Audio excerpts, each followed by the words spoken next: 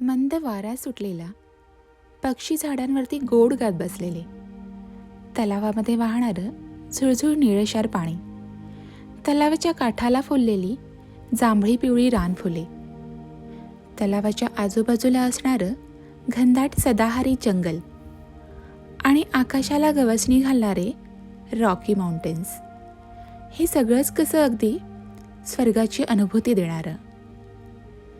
माहीत नाही मला तुमची काय कल्पना आहे स्वर्गाची, पण माझ्या मनातली मात्र याच्यापेक्षा नक्कीच वेगळी नाही. आणि म्हणूनच ही सफर स्वर्गाची. नमस्कार, तुम्हा सगळ्यांचे लाईव्ह 360मध्ये मनापासून स्वागत. तर आजची आपली सफर आहे जगातील सर्वात सुंदर तलावांपैकी एक असणाऱ्या टूजॅक लेकवरती.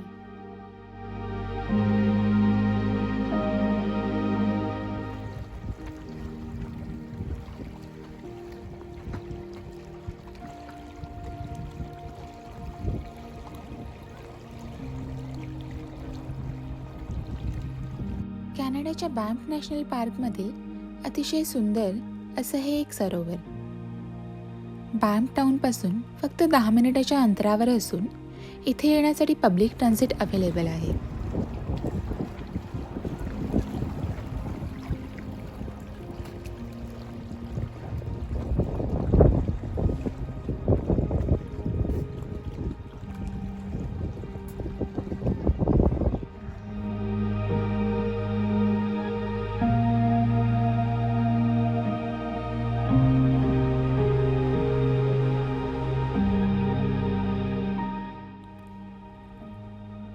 आम्ही पोहोचलो त्यावेळेस रिमझिम पाऊस पडत होता.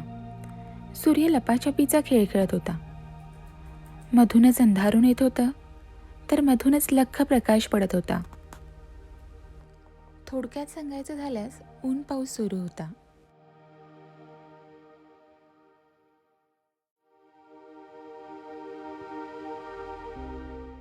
काही लोक खुर्चीवर बसून निसर्गाचा आस्वाद घेत होते, तर काही जण बार्बेक्यूमध्ये बिझी होते आणि काही जण फिशिंगमध्ये बिझी होते. असं प्रत्येकजण आपापल्या आवडीने एन्जॉय करत होते.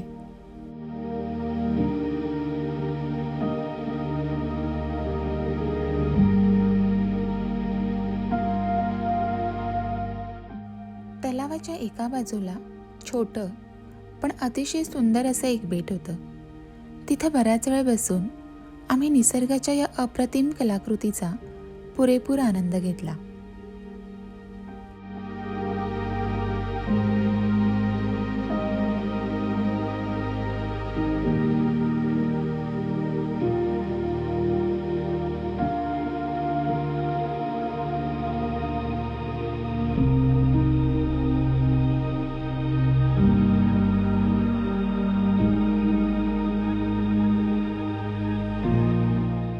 ही तलावाची दुसरी बाजू.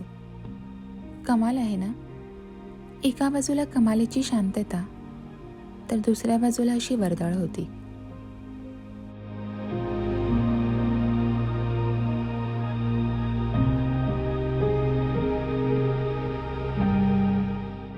या सरोवराचं टूजॅक हे नाव 2 माणसांच्या नावावरून ठेवण्यात आलंय.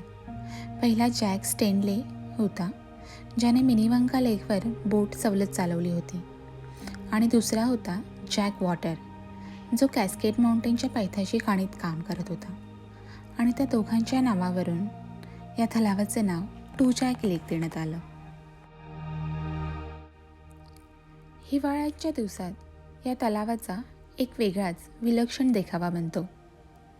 पण या सरोवराचा जर पुरेपूर आनंद घ्यायचा असेल तर उन्हाळ्याच्या दिवसात भेट देणं केव्हा पण चांगलं.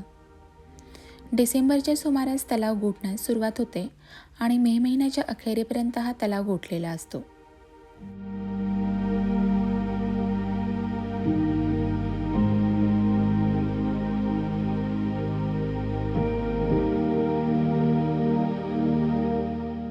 हे सरोवर जलक्रीडासाठी उत्तम आहे. इथे आपण कायाकिंग, कनोईंग आणि फिशिंगसुद्धा करू शकतो. पण फिशिंगसाठी पार्क पास आणि फिशिंग परमिट असणं आवश्यक आहे.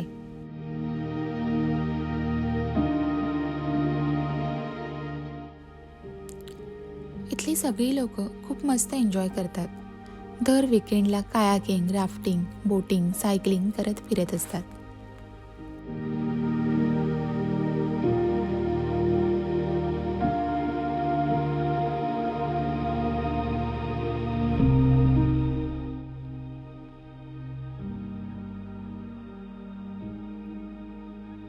मुलं त्यांची त्यांची आपली खेळण्यामध्ये बिझी होती आणि आम्ही एका ठिकाणी बसून निसर्गाच्या या अप्रतिम कलाकृतीचा मनमुराद आनंद घेत होतो.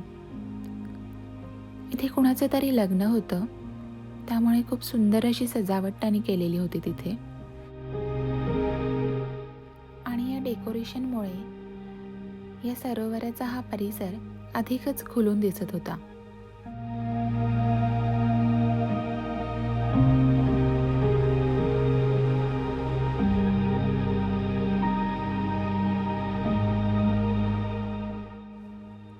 तर ही होती एक आगळी वेगळी टू जॅक लेकची सफर स्वर्गाची.